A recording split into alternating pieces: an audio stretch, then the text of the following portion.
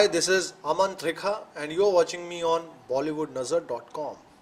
Film Dishoom का गाना जाने मन आ मुझे इतना ज़्यादा पसंद आया कि मैं अपने आप को रोक नहीं पाया उस सिंगर से मिलने के लिए जिन्होंने इस गाने को आवाज़ दी है। जी हाँ, तो हम भी आपको उनसे मिलाते हैं। हमारे साथ है अमन त्रिखा, जिन्होंने जाने मन आ से काफ़ी धमाल मचा दिया है। अमन, बॉलीवुड नज़र में आपका स्वागत है। शुक्रिया शुक्रिया। क्या कहेंगे, जिस तरह से आपने पूरा एकदम तहलका सा मचा दिया है इस गाने से, सारे पब्स, क्लब्स और रेडियो स्टेशन पे यही गाना बज रहा है तो क्या कुछ रिस्पांस देना चाहेंगे आप फैंस को? बहुत बहुत धन्यवाद सबसे पहले सारे फैंस का, क्योंकि कोई भी गाना निकलता है तो फैंस ही ये तय करते हैं कि वो हिट हो, सुपर हिट हो या जैसा भी हो, चलेगा नहीं चलेगा। तो मेहनत पूरी होती है और पूरी शिद्दत के साथ, पूरी डेडिकेशन, पूरे लगन के साथ गाना बना था ये। और प्रीतम दा के साथ पहला गाना था तो जो रिलीज़ हुआ, और जब सॉन्ग लॉन्च पे वरुण और परिणीति को भी मिला तो बहुत खुश थे, बहुत एक्साइटेड थे। बता रहे थे कि कैसे शूट करने के लिए ज़्यादा टाइम नहीं मिला था उनको, 16-17 घंटे का टाइम मिला था, बट बहुत full of energy, full of enthusiasm और पूरे जोश के साथ किया उन्होंने। और सारे फैंस का शुक्रिया अदा करना चाहता हूँ, क्योंकि 11 मिलियन होने वाले मुझे पता चला अभी यूट्यूब पे। और मेरा पहला गाना ऐसा होगा ये कि जो सबसे जल्दी 11 या 10 मिलियन का मार्क उसने किया है इतनी कम टाइम में। जी, इसके पहले भी आपने जो प्रेम लीला सलमान भाई के लिए गाया था उसके लिए बहुत ज़्यादा व्यूज़ मिले। वो तो एक अलग ही लीग थी, क्योंकि प्रेम रतन धन पायो, सूरज बड़जात्या, सलमान भाई, वो एक अलग ही कलर था, एक अलग ही मूड था उस गाने का। और दिवाली रिलीज थी तो वो तो अपने आप में बहुत मेरे ज़िंदगी का सबसे बड़ा गाना है, उसमें कोई शक नहीं है। लेकिन मॉनसून के टाइम पे आप देखिए बारिश भी इतनी हो रही है, तो 29 जुलाई को रिलीज़ हुई फिल्म, लेकिन उसके बावजूद भी अच्छा कलेक्शन किया है फिल्म ने। और गाने ने जो जितनी पेस पकड़ी है, कई लोगों ने मुझे ये बताया ट्वीट करके, फेसबुक पे मैसेजेस में, कि वो सिर्फ और सिर्फ मेरे गाने के लिए गए मूवी देखने के लिए, जो कि उनको फिर पता चला कि लास्ट में जाके मूवी में आता है गाना, तो एक एक्साइटमेंट बंधी हुई थी लास्ट तक। और फिल्म भी बहुत अच्छी है, आपको जो अपनी सीट से उठने नहीं देगी लास्ट मिनट तक। आपने देखी फिल्म? जी हाँ, मैंने तो स्क्रीन पे देखी थी, वरुण, डेविड सर और जी साजिद सर सबके साथ, तो बहुत मज़ा आया था। और गाना जब आया लास्ट में तो काफ़ी सीटियाँ और ये सब तालियां वाला भी बज रही थी, तो लोगों को बहुत अच्छा लगता है जब आपका काम सराहा जाता है। और साजिद नाडियाडवाला सर के साथ पहली फिल्म एज अ सिंगर थी ये, वरुण के लिए पहली बार गाया, प्रीतम दा के लिए पहली बार रिलीज़ मेरा हुआ गाना। तो बहुत सारी चीज़ें पहली बार हुई इसमें। और मैं चाहता हूँ कि ये अभी रिपीटेटिव जो है सिलसिला चलते रहे। जब भी कोई फिल्म बनाएंगे तो मेरी बहुत अंदरूनी इच्छा होगी और दिली इच्छा होगी कि एक पार्ट बनाया जाए मुझे उस मूवी का। जी जी जी, ये हर सारे सिंगर जो रहते हैं उनकी हर दिली ख्वाहिश रहती है। और इतना बड़ा ब्रेक कहा जाए आपके लिए, बहुत बड़ा ब्रेक था ये कहीं ना कहीं। प्रीतम दा के साथ काम करना, बड़े बड़े सिंगर्स चाहते हैं कि उनके लिए काम करें, उनके लिए गाना गाएं उनकी फिल्मों में। सो ये आपके लिए कितना बड़ा ब्रेक मानते हैं? प्रीतम दा बहुत टाइम से जानता था मैं उनको, और काफ़ी सारी फिल्में जितने भी कुछ हाल ही में गई हैं उनमें भी मैंने काफ़ी स्क्रैचेस और डेमोज गाए थे, जो कि आजकल का एक सिलसिला है कि आपको जो भी बड़ी कंपोजर्स हैं, बड़े जो सीनियर कंपोजर्स हैं, आपको जाके अपने जो है वॉइस सैम्पल्स देके उनके गाने के हिसाब से क्या है, तो आप अपना एक डेमो दे के आते हो, आप अपना एक स्क्रैच दे के आते हो। उसके बाद वो आंकते हैं कि आप की कैसी परफॉर्मेंस है, उसकी कैसी परफॉर्मेंस, फिर वो गाना मिलता है आपको, फिर वो वापस से डब होता है फाइनल तरीके से। तो ये जो था, ये गाना बहुत ही जब रिलीज़ हुआ तो उससे 22-25 दिन पहले ही रिकॉर्ड हुआ था, और काफ़ी जल्दी में ये मतलब जो था लास्ट चीज़ थी, काफ़ी एडिशनल एक आप बोल सकते हैं लास्ट मिनट डिसीजन होगा ये, कि जब गाना मुझे बुलाया तो मुझे नहीं पता था कि गाना कैसा है, बट जब मुझे प्रीतम दा के ऑफिस से कॉल आया तो शाम को मैं गया और जब गाना सुना तो गाने की वाइब बहुत अच्छी लगी। गाने के बोल बहुत अलग थे, क्वर्की, बहुत ही एक नोक झोंक भरे वाले, और काफ़ी आम भाषा में जो बोली जाती है चीज़ कि 2 साल में होंगे तेरे बच्चे मेरे बच्चे, और बहुत ही एक अनूठा अंदाज प्रपोज करने का। तो ये बहुत ही एक फनी और बहुत मज़ेदार एक चीज़ थी गाने में जो मुझे लगी, और मुझे पता था कि गाना वर्क करेगा। कौन सी फिल्म का था ये नहीं पता था तभी, मुझे बाद में रिकॉर्डिंग के बाद में पता चला कि डिशुम के लिए। तो और डिशुम का एक गाना पहले निकल चुका था उस टाइम तक, तो और वो गाना भी बहुत चल रहा था, तो मुझे पूरी उम्मीद थी, और मैं बस प्रे कर रहा था ऊपर वाले से कि मेरा गाना आ जाए तो अच्छा होगा बहुत मेरे लिए। अमन एक चीज़ हम और भी देख रहे हैं कि नोक झोंक वाला गाना, ये रॉकी सॉन्ग जो बहुत धूम धड़ाके वाला गाना आपको बहुत ज़्यादा, चाहे हुक्का बार हो या फिर प्रेम लीला हो या फिर ये हो, ये बहुत ज़्यादा आपको पसंद आता है, बहुत ज़्यादा शूट करता है आपके लिए। ऐसा मुझे लगता है कि ये जितने म्यूजिक डायरेक्टर है, कंपोजर, वो भी यही समझ, क्योंकि क्या होता है गोगो गोविंदा और हुक्का बार, पौ पौ सन ऑफ सरदार, ये जितने गाने और बहुत सारे गाने बच्चन साहब के लिए मैंने भूतनाथ रिटर्न्स में हर हर गंगे गाया था, फिर आशिक मिजाज अक्षय बाजी के लिए गाया था, गोरे मुखड़े पे जुल्फानी छावा स्पेशल 26 का एक बहुत प्यारा गाना था। तो ये गाने उस जॉनर में होते हुए भी बहुत अलग हैं एक दूसरे से। जैसे गोरे मुखड़े पे जुल्फानी छावा मैं मर जावा सोनिए, इसमें भी एक अपना वो प्यार इजहार कर रहा है, लेकिन वो एक पंजाबी कलर है उसमें और एक अलग सिंगिंग है। अरे दुनिया पावे पंगे फिर बोले हर हर गंगे, वो बच्चन साहब का ये है। तो वो एक समाज के लिए एक मैसेज जा रहा है कि क्या चीज़ें हो रही हैं दुनिया में, उससे कैसे आप बचोगे, उससे क्या सीख पा सकते हो। तो इसी तरीके से प्रेम लीला एक अलग जॉनर है, उसकी सेलिब्रेशन है, धूम धड़ाका है, हर्ष है, उल्लास है, खुशियाँ मनाई जा रही है। लेकिन वही एक जब गाना आपका या एक या तीन या चार पांच गाने एक के बाद एक उस जॉनर में आते चले जाते हैं, तो फिर कंपोजर्स को भी ये लगता है कि ये परफेक्ट, प्रोड्यूसर्स को भी ये लगता है कि यार ये इस जॉनर में इस बंदे की आवाज़ एकदम फिट बैठेगी। अब देर इसी बात की है कि मुझे दूसरे जॉनर में कोई अच्छा गाना मिले जिससे उस गाने को देखते हुए फिर जो है कंपोजर्स और प्रोड्यूसर ये सोचे कि नहीं यार ये एक बंदा ये भी गा सकता है। जैसे राम संपत सर ने मुझे गाना दिया था 21 तोपों की सलामी थी फिल्म, उसमें एक गाना एक गजल थी बेसिकली, हम तुम्हें कैसे बताएं तुम में क्या क्या बात है, हम तुम्हें कैसे बताएं तुम में क्या क्या बात है, तुमसे दिल में शायरी है, इश्क की सौगात है। तो अभी ये कोई नहीं बोलेगा कि ये मैंने गाया है और अभी ये इश्क में सारे इल्जाम है। तो ये जो है वो मूड की बात है। जैसे बच्चन साहब जब कॉमेडी करनी होती है तो कॉमेडी भी करते हैं, और जब एकदम धीरज वाला रोल है, एक ठहराव वाला रोल है और एक संगीन रोल है तो वो भी करते हैं। कोई भी एक्टर है, चाहे शाहरुख साहब है, सलमान है, एवरीवन। जाहिर सी बात है कि आप एक सिंगर हो, नहीं लेकिन आप जाहिर सी बात आप एक सिंगर हो तो आपको कोई भी गाना मिले, चाहे गजल हो चाहे सूफी हो, जो भी मिले वो तो आपको करना ही है। बट आप अपने आप को किसमें परफेक्ट समझते हैं? मैं परफेक्ट किसी यार ये चीज़ मैं तो कर ही लूँगा भी गाने, वो हर गाने के लिए मैं सोचता हूँ, क्योंकि कोई भी गाने के लिए मेरी ये सोच नहीं होती कि यार ये मैं नहीं कर पाऊँगा।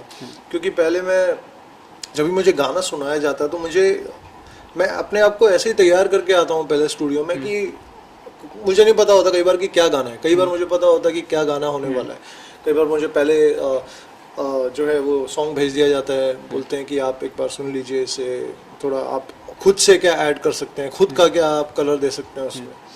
कई बार होता है आप बिल्कुल ब्लैंक हो, जैसे अमूमन होता है, और आप जाते हो, फिर आप सुनते हो, फिर आप उसको ग्रैब करते हो, फिर आप गाना लिखते हो। जब गाना लिखते हो तो गाने में क्या क्या चीज़ें हो रही हैं, कहाँ पे उसने मुर्की ली है, कहाँ पे मतलब मुर्की चाहिए, कहाँ पे ड्रॉप है, कहाँ पे रुकावट है, कहाँ पे अचानक से नीचे जाके ऊपर जाना, तो वो सारी जो सिंबल्स होते हैं, सारी जो चित्रकारियाँ होती हैं वो मेरी बनी होती हैं उसमें पेपर पे जब मैं लिखता हूँ, तो उस हिसाब से पता चलता है कि गाने का क्या रूट होगा। और फिर गाने को जैसे जैसे आप सुनते हो, 2-3 बार सुनने के बाद एकदम आप उस मूड में चले जाते हो, चाहे वो डांस नंबर हो, चाहे वो एकदम रोमांटिक हो, चाहे गजल हो, चाहे सूफी हो, चाहे भजन, क्योंकि मैंने हर प्रकार के गाने गाए हैं। तो उस तरीके से आपको पता चलता है कि गाना कैसा है और आपको अपने उस गाने में अपने आप को कितना ढालना है और किस तरीके से ढालना है। तो गोगो गोविंदा में मैं एक दही हांडी की मंडली वाला एक इंसान बन जाता हूँ, और हुक्का बार में मैं बन जाता हूँ जो आजकल के यूथ में जो सारे लोग हैं, यंगस्टर्स हैं जो जाते हैं क्लब में और मौज मस्ती करते हैं, और सारी चीज़ वही है। और बाकी प्रेम लीला में एक ऐसा रामायण रामलीला को व्यक्त करने वाला एक बंदा जो सूत्रधार है, और जो दिखा रहा है कि राम सीता है, हनुमान है, पूरी रामायण की जो चीज़ है वो एक अध्याय शुरू हो रहा है, तो कैसे आप अपना लाइफ में जो भी चीज़ें चल रही हैं उसको कैसे आप रामायण के साथ और रामायण के एक अध्याय के साथ जोड़ सकते हो, और वो फिर वो व्यक्त करता है। तो इट्स लाइक जो भी मूवी का रोल होता है किसी के लिए भी, चाहे वो एक्टर हो चाहे वो सिंगर हो, जैसे एक्टर के लिए एक रोल होता है, सिंगर के लिए एक सॉन्ग होता है। तो एक्टर रोल में कैसे घुस जाता है, वैसे ही सिंगर भी एकदम मेरी कोशिश होती है कि मैं जितना ज़्यादा निभा सकूं उस गाने को, उस गाने के हिसाब से कि क्या रोल है, क्या क्या गाना चाहता है, डिमांड क्या करता है। अमन, एक चीज़ और जानना, गाने तो आपने बहुत सारे गाए हैं और आगे भी गाते रहेंगे, लेकिन जब आप एक बड़े स्टार के लिए गाते हैं, जैसे आपने अक्षय के लिए गाया, वरुण के लिए गाया, सलमान भाई के लिए गाया, इन सब के लिए गाना गाते हो तो कितना फ़र्क पड़ता है एज ए सिंगर, आप क्या मानते हैं? क्योंकि उन फिल्मों का प्रमोशन बहुत ज़्यादा होता है सबसे बड़ी बात वही आपने कह दी कि प्रमोशन आजकल इतना ज़रूरी हो गया है, इतना इम्पोर्टेंट, सबसे इम्पोर्टेंट अंग हो गया है कि लोग प्रोड्यूसर्स फिल्म बनाते हैं और उसके बाद एक तय किया हुआ अमाउंट जो होता है वो अलग से पहले ही रख देते कि हमें प्रमोशन में लगाएंगे, क्योंकि प्रमोशन आजकल इतनी ज़रूरी है कि आप अपना प्रोडक्ट कितना भी अच्छा बना लो, जब तक आप उसको प्रमोट नहीं करोगे, बार बार हैमरिंग नहीं करोगे, बार बार लोगों को बताओगे नहीं घर घर जाके, टीवी के माध्यम से, रेडियो के माध्यम से, या सिटी मॉल्स में जाके, या ऐसी बड़ी कई जगह जगह पे बहुत सारी बड़ी गैदरिंग्स होती हैं कि हमारा ये चीज़ आ रहा है, हमारी चीज़ आ रही है, हमारी चीज़ आ रही है, हमारी फिल्म आ रही है, हमारा गाना आ रही है। तो और जब बड़े स्टार्स जाके प्रमोशन करते हैं तो लोग सुनते हैं, और लोग, क्योंकि लोग उनके फैंस हैं, जो उनके फैंस हैं और जो उनके फैंस के दोस्त हैं, तो ये सब बड़ी तादाद में आके मिलते हैं, और उनका फ़ायदा फिर सिंगर्स को भी होता है, क्योंकि उनके फैंस जो होते हैं वो सिंगर्स के भी फैंस बन जाते हैं। जैसे मेरे अभी सलमान भाई के प्रेम लीला के बाद सारे सलमान भाई के जो फैंस हैं अब वो मेरे भी फैंस हैं, मुझे भी बहुत विश करते हैं, चाहे मैं अभी मैंने जाने मन आ गाया, या अभी कोई भी उसके पहले भी कुछ 2-3 गाने आए थे मेरे जो छोटी फिल्म्स में थे। तो कोई भी चीज़ होती है तो आपकी ज़िंदगी के साथ वो जुड़ जाते हैं और फिर हमेशा साथ देते हैं। तो ये एक बहुत बड़ी चीज़ होती है कि आप जब एक स्टार के लिए गाना गाते हो तो उसकी जो लॉयल फैनशिप है आपको मिलती है, किस तरह दुआएं मिलती है। किस तरह की ट्यूनिंग रही आपकी वरुण धवन के साथ? हमने देखा बहुत ज़्यादा आप लोग मस्ती कर रहे थे, बहुत सारी बातें हो रही थी, क्या हो रही बताएंगे? उधर लॉन्च के टाइम पे यही मैं उनसे पहले मिला और उन्होंने कहा कि ये गाना इतना टफ है, जितना आप सुन सकते हो उससे ज़्यादा टफ है, सुनने में बहुत इजी लगता है, क्योंकि डांस नंबर्स एक्चुअली लगते हैं बहुत इजी सुनने में, लेकिन उनको एग्जीक्यूट करना इतना मुश्किल होता है, क्योंकि एक तो पिच बहुत हाई है गाने की, उसमें आप सारी चीज़ें मेंटेन करनी है, आपको अपना सुर संभाल के रखना है, आपको एक्सप्रेशन देने हैं, आपको इमोशन दिखाना है, आपको वेरिएशंस देनी है, तो ये चीज़ें बहुत इंपॉर्टेंट होती है। और मुझे बहुत अच्छा लगा था क्योंकि वरुण को म्यूज़िक की नॉलेज है, क्योंकि वो डेविड सर के बेटे हैं और डेविड ऑलरेडी इतने सारे अच्छी म्यूज़िक होता है, और डेविड सर ने पूरी अपने लाइफ टाइम में जितना म्यूज़िक दिया है हमारे इंडस्ट्री को, और गोविंदा के साथ फिल्म्स में, कोई इतनी भी सलमान भाई के साथ इतनी फिल्म्स थी, तो वो जो नॉलेज है वो वरुण में भी दिखी गई। जैसे उन्होंने कहा कि यार 6-8 का गाना है ना, 6-8 के गाना, तुम्हारे कौन से गाने, प्रेम लीला, ये तुम्हारा गोगो गोविंदा, ये सब पहले ही इतने बड़े सुपरहिट गाने हैं, तुमको तो सारे सुपरहिट गाने गाए हैं तुमने, और ये सारे 6-8 में, अपना ये वाला गाना भी 6-8 में, तो ये भी प्रे करो कि निकल जाए अच्छा। मैंने कहा भाई मेरी तो पूरी प्रेयर्स है, मैंने तो गाया है गाना, मैं तो चाहूँगा, और आपका गाना है, आपने इस पे एक्ट किया इतना बखूबी, अलग ही लेवल पे आप लेके गए हो आप और परिणीति इस डांस को लेके, तो he was very happy. And बोल रहे थे कि आगे भी फिल्म्स में मेरे जो हैं कुछ ऐसे टाइप के गाने मुझे लग रहा है कि हैं, तो मैं पक्का तुम्हारा जो है वो आई विल सी कि मैं तुम्हें रिकमेंड करूं। जी, हम देख रहे हैं आए दिन नए टैलेंट इंडस्ट्री में आ रहे हैं। सिंगर की बात करें या जो अभी हैं फिलहाल, चाहे अरिजीत हो या फिर और सारे आप हैं, तो कितना टफ कंपटीशन लगता है आपको कहीं ना कहीं म्यूज़िक डायरेक्टर के पास या कंपोजर के पास जाना, अपनी आवाज़ सुनाना, गाने वहाँ से लेना, कितना मतलब टफ है आपके लिए? एक्चुअली टफ तो है कंपटीशन, क्योंकि हद से ज़्यादा है, और सारे ही अच्छा गाते हैं, सभी लोग अपने पूरी डेडिकेशन के साथ, पूरी लगन के साथ अपना 100% देते हैं, और उसमें अपनी एक अलग जगह बनाना एक बहुत चैलेंजिंग बात है। और लगातार फिल्म्स इतनी बन रही हैं, और हर एक ग्रुप में हर एक कंपोजर्स के वहाँ एक अपनी एक रेगुलर ट्यूनिंग बनाए रखना, वहाँ पे जाके आपको कभी ये नहीं लगना चाहिए कि यार मैं बहुत बड़ा सिंगर बन गया हूँ तो मैं इस तरफ क्यों जाऊँ, मैं वहाँ पे जाके अप्रोच क्यों करूँ। लेकिन मैं ये समझता हूँ कि आप at the end of the day एक सिंगर हो तो आपका काम है कि लोगों के पास जाके आप अपनी एक चीज़ बताओ कि सर मेरा ये नया गाना है, मैंने इतने सब गाने गाए हैं।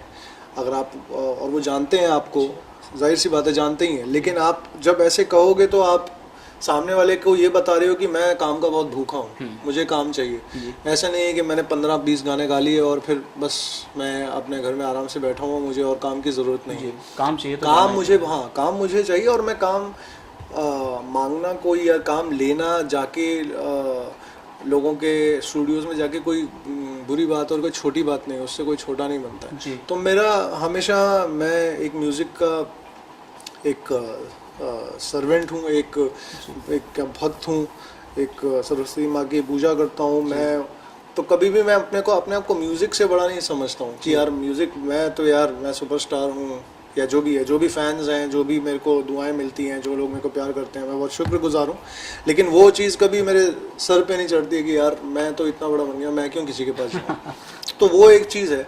और गाने मुझे जिस प्रकार के चाहिए, अभी मैं वही मेंटेन करूँगा कि गाने मुझे जितने भी मिले हैं वो बहुत अच्छे हैं, बहुत ही ज़्यादा अच्छे हैं, क्योंकि मास अपील वाले हैं। लोग कई बार क्या आते हैं रोमांटिक और ये थेरा वाले गाने गाते हैं, लेकिन वो गाने हिट नहीं होते इतने, तो लोगों को वो मलाल होता है यार हमको हिट नहीं गाने मिलते।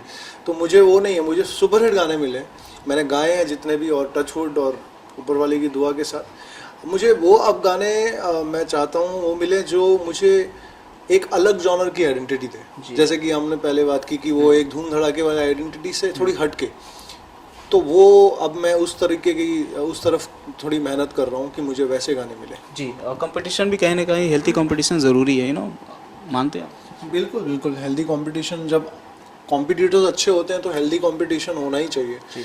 और कंपटीशन जब नहीं होगा तो मज़ा नहीं आता फिर काम करने का। जी, और कौन से म्यूज़िक कंपोज़र है जिसके साथ आप काम करना चाहेंगे आगे चल के? आपका ड्रीम होगा, पहले से ड्रीम होता है। रहमान साहब हैं, बिल्कुल, उनके लिए बहुत मेरी सपना है गाना। मिथुन है, विशाल शेखर हैं, अमित त्रिवेदी, सचिन जिगर, बहुत, और जितने भी यंग म्यूज़िक कंपोजर्स हैं जो अभी जस्ट स्टार्ट किए हैं, बहुत टैलेंटेड हैं। तो मैं सबके साथ काम करना चाहता हूँ, कोई बंदिश नहीं है कि मैं इसके साथ नहीं करूँगा, उसके साथ नहीं करूँगा। मैं तो available for everyone, free for everyone to work and to sing for them. सारे सुपरस्टार के लिए गा रहे, कोई और बचा है जिसके लिए? शाहरुख सर हैं, बहुत बड़ी तमन्ना है मुझे उनके लिए गाने के लिए। शाहरुख सर हैं और रणबीर हैं। आमिर सर के लिए मैंने सत्यमेव जयते में गाया था, बट वो प्लेबैक नहीं गाऊंगा, लेकिन तो क्यों मेरे को दंगल आ रही है अभी, मैं फिंगर्स क्रॉस, प्रीतम दा का ही म्यूजिक है तो दादा को बोलूंगा दादा एक दंगल में दांव पेच करने का मौका दे दो एक। जी। और बात करें, इतनी सारी ट्रॉफियाँ रखी हैं पीछे, हमारे पीछे जब हम देखना चाहिए तो और कुछ अभी इसमें ऐड करना बाकी सब बहुत है। अभी वो यहाँ पे जगह नहीं है ना, तो अभी जगह बड़ी करके सारी रखूंगा अंदर, और 50 और रखी हुई है अभी। और क्या बहुत आएंगी अभी, वही भगवान से दुआ है। अवार्ड देखिए, मैं लोगों का प्यार है तो ये सब मिलता है मुझे, लोगों का प्यार होना ज़रूरी है। देख रहा हूँ बहुत अलग अलग जगह से बहुत सारी ट्रॉफी आई हैं जी, बस जहाँ पे भी बस आप लोगों का प्यार है, लोगों का ऐसे आशीर्वाद और दुआएं हैं, जब आप गाते हो तो लोगों के दिलों तक वो पहुँचता है और फिर वो रिटर्न में दुआएं देते हैं और खुशियाँ मिलती हैं उनको। तो मेरा एज अ सिंगर काम यही है कि लोगों को खुश करूँ। जी, जब आप स्टार्टिंग डेज में होते हैं, कई सारे ऐसे गाने होते हैं जो आपको मिलने वाले रहते हैं, नहीं मिलते हैं, हाँ, किसी ना किसी वजह से। तो कोई ऐसा गाना था जो आपने मिस किया और बहुत हिट हुआ गाना? हाँ, बहुत हैं ऐसे गाने। मैं किन लोगों का एक तो बता दीजिए। एक गाना था लॉन्ग ड्राइव, खिलाड़ी 786 का है, लॉन्ग ड्राइव पे चल, तो वो गाना ऑलमोस्ट मतलब लॉक था मेरे वॉइस में, but later on I don't know क्या होता है वो मुझे नहीं पता, बट हाँ लेटर ऑन मेरा गाना नहीं निकला बाहर। तो बहुत मलाल हुआ था, क्योंकि उसका हुक्का बार भी था उसमें मेरा, खिलाड़ी भैया में भी 2-3 लाइनें थी वो, क्योंकि बहुत सारे सिंगर्स थे उसमें टाइटल ट्रैक में, बट ये गाना सोलो था। तो ये फुल ऑन इसका प्रमोशन भी बहुत हुआ, आज तक बचता है और सुपर हिट गाना है। तो हिमेश जी ने मुझे कहा था कि अरे स्पेशली मैंने तुम्हारे लिए बनाया गाना, बट समाओ कुछ चीज़ें होती हैं जी, जो होता है अच्छा होता है। बचपन में हमने सुना है कि आप 8 साल की उम्र से ही कीबोर्ड पे हाथ रखना सीख गए थे। म्यूज़िक से इतना ज़्यादा आपको लगाव था, और क्या कुछ करना पसंद था बचपन में? सिर्फ सिंगिंग ही करना है, म्यूज़िक में ध्यान देना, या पढ़ाई वढ़ाई में आगे कुछ खुश? नहीं, पढ़ाई तो चलती थी, बहुत पढ़ाकू तो मैं था ही, क्योंकि मैं इंजीनियरिंग मैंने की हुई है। तो इंजीनियरिंग में वही लोग आते हैं जो पढ़ाई अच्छी करते हैं। तो 12th में भी 95% मेरे थे पीसीएम में, फिजिक्स केमिस्ट्री मैथ्स जो होता है हमारे, साइंस का स्टूडेंट था। तो बचपन से इस म्यूज़िक का शौक था, क्रिकेट का बहुत शौक था। शायद अगर म्यूजिशियन नहीं होता तो मैं क्रिकेटर होता। और क्रिकेट मैंने कॉलेज में भी खेला हुआ, लेवल पे, स्टेट लेवल पे भी थोड़ा खेला हुआ है। तो ये सारी जो चीज़ें हैं वो जाके फर्स्ट ईयर इंजीनियरिंग में चेंज हुई। जो मेरा रुझान है संगीत के, म्यूज़िक के प्रति तो था ही, लेकिन सिंगिंग वाली जो चीज़ थी वो कभी पता नहीं थी कि मैं गा सकता हूँ। तो 2005 में आके पता चला फर्स्ट ईयर इंजीनियरिंग में कि मैं गा सकता हूँ। जी जी। तो वहाँ से जो है वो एकदम डायरेक्शन चेंज हो गई। अच्छा, इसके अलावा क्या क्या शौक़ रखते हैं? म्यूज़िक के अलावा आप क्या शौक़ रखते हैं, क्या कुछ पसंद है आपको? मैं ट्रैवलिंग बहुत अच्छी लगती है। जैसे ये मौसम है तो बॉम्बे में नहीं, बॉम्बे से बाहर जाके कहीं ऐसी सुकून वाली जगह पे जाके, आप सुकून बहुत पसंद है, नेचर, बहुत शांति चाहिए मुझे आसपास, जहाँ पे ऐसी कोई शांत जगह पे, और नई नई जगहें एक्सप्लोर करनी बहुत अच्छी लगती है। कि मतलब जो जगहें मैं गया नहीं हूँ, जो सिटीज़ नहीं गया हूँ, या जहाँ पे भी अब्रॉड भी जाता हूँ तो वहाँ की जो स्पेशल अट्रैक्शंस हैं और टूरिस्ट प्लेसेस हैं, क्या खाना है, खाने का भी बहुत शौकीन हूँ, लेकिन बहुत कंट्रोल करना पड़ता है। डाइटिंग और ये सब, जिमिंग विमिंग सब चलनी पड़ती है, क्योंकि पंजाबी हूँ और खाने का शौक़ रखता हूँ। तो एक टाइम पे 95 किलोज़ का भी था मेरा वेट, बट बहुत अभी लास्ट 2 साल में मैंने बहुत कंट्रोल किया जी। तो बहुत सबसे मुश्किल बात जो होती है वो खाने पे कंट्रोल, क्योंकि यहाँ बाहर सब मेहनत करके आते हो, घर पे आके आपको भूख लगती है, लेकिन आप वो नहीं खा सकते जो आप खाना चाहते हो। जी सही।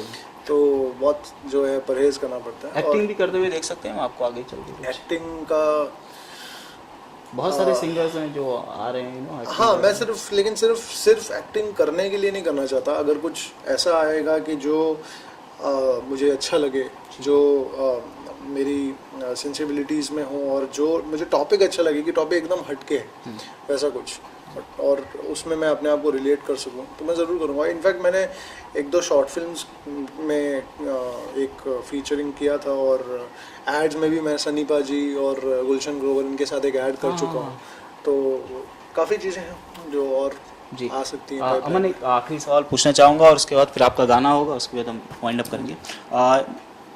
अक्सर हमने देखा है कि जो सिंगर्स हैं यहाँ के, हिंदुस्तान के सिंगर और जो पाकिस्तान के सिंगर हैं या म्यूज़िक, यहाँ पे आते हैं, पाकिस्तान से इंडिया में आते हैं काम के लिए, तो कहीं ना कहीं ये जो यहाँ के लोग हैं उनके लिए बहुत ज़्यादा मुश्किल हो जाता है, क्योंकि वहाँ के सिंगर रहते हैं, यहाँ पे आके काम करते हैं, तो जो हमारा, जैसे आप लोग हो गए या और सिंगर्स हो गए, उनके लिए बहुत ज़्यादा मुश्किलें पैदा हो जाती है। मानते हैं बंद होना चाहिए सब चीज़ें? एक्चुअली बीच में ये सब चीज़ों की मांग भी थी कि यार वो लोग वहाँ काम करें, हम यहाँ पे काम करें। नहीं, अब ये है कि टैलेंट अभी जैसे बीच में फिल्म आई थी सुल्तान, उसमें आपने सुना ही होगा किस तरह से अरिजीत को हटा के राहत फ़तेह अली खान को दिया गया। अब ये सब चीज़ें जो हैं ये बहुत सेंसिटिव होती हैं। प्रोड्यूसर्स, एक्टर्स, डायरेक्टर्स, इनके बीच में क्या डिसीजन लिया जाता है म्यूज़िक की टीम के साथ मिल के, ये आप नहीं कह सकते हो, क्योंकि ये चीज़ें कभी बाहर नहीं आती हैं। ये चीज़ें सिर्फ अंदर ही अंदर रहती हैं, और अगर बाहर आती हैं तो ये जब पता चला था कि राहत साहब का गाना रखा जी, तो उससे फिर गाने को फ़र्क नहीं पड़ता है, लेकिन वो एक चीज़ बन जाती है कि यार हाँ यार ये ऐसी चीज़ हुई, क्यों हुई? क्योंकि राहत साहब पहले भी गा रहे हैं, आतिफ भी पहले गा रहे हैं, शफ़क़त अमानत अली भी गा रहे हैं, अली ज़फ़र भी गा रहे हैं, वो तो फिल्म में एक्टिंग भी कर रहे हैं। तो ये चीज़ें तो जो हैं वो टैलेंट के हिसाब से चलती हैं। जो अगर रिक्वायरमेंट है किसी प्रोडक्शन हाउस को, जो डायरेक्टर को कि मुझे वो कैरेक्टर चाहिए वैसा एक्टिंग में, या जो मुझे वॉइस चाहिए, तो वो कहीं से भी आती है। फिर वो एकॉन भी आ जाता है यूएस से जी, चमक चलो गाने के लिए।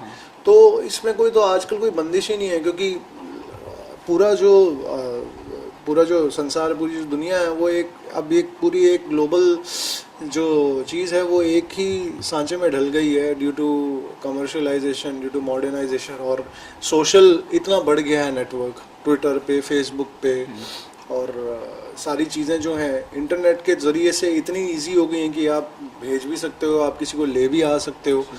तो ये बाउंड्रीज और जो कंट्रीज़ के हिसाब से नहीं रहा। हाँ, जस्ट बिकॉज वो पाकिस्तान से रिलेटेड है चीज़ें तो वो एक चीज़ बन जाती है, एक वो सेंसिटिव इशू आता है, और this is just purely in the hands of producers. वो सब प्रोड्यूसर्स के हाथ में ही होता है कि आपको अगर वो वॉइस चाहिए तो वो बुलाते हैं जी। वो होना चाहिए या नहीं होना चाहिए सवाल इसका नहीं है, वो बुलाते हैं और वो गवाते हैं और वो चीज़ रहती है, उस चीज़ का है सवाल।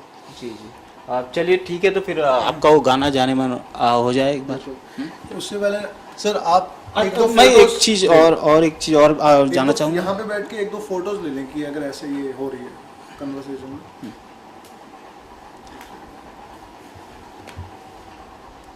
इसको कंटिन्यू थोड़ा सा कर लेते हैं जी। एक चीज़ और भी जानना चाह रहा, आने वाले समय में किस तरह के प्रोजेक्ट आप करने वाले, कौन से फिल्मों में गाना गाने वाले? अभी एक फिल्म आ रही है फादर, जिसमें नरेंद्र झा जो हैं वो लीड एक्टर हैं। नरेंद्र झा जो हैदर में शाहिद कपूर के डैड बने थे, और वो कश्मीर के ऊपर ही वो फिल्म बेस्ड है, तो बहुत अच्छा एक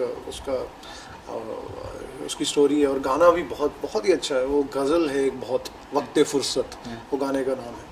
और उसके बाद एक फिल्म है जिमी शेरगिल की फिल्म है दिल साला सन की, तो अभी उसका ऑडियो लॉन्च भी हुआ था कुछ दिन पहले, कुछ हफ्तों पहले। उसमें एक पंजाबी गाना है, पंजाबियों नू मार गए पंज चस्के। तो और एक फिल्म है हैंग्ड टिल डेथ, जिसमें याकूब मेमन की लाइफ पे एक फिल्म है। तो उसमें भी दो गाने हैं रोमांटिक, एक गाना एक सैड गाना है। दिल्ली कांड एक फिल्म है निर्भया केस के ऊपर, उस पे दो गाने हैं। और तमाम सारे और भी सारी टाइटल प्रोजेक्ट्स हैं जिनके लिए गाया। खुदीराम बोस एक फिल्म आ रही है अभी, शायद अक्टूबर या नवंबर में आएगी। खुदीराम बोस जो फ्रीडम फाइटर थे उनकी लाइफ के ऊपर, उसमें एक पैट्रियोटिक सॉन्ग है जी। अब आपका गाना हो जाए, कब से मैं सुनने के लिए पता है। बस इतना कर सकते हैं। Thank you sir.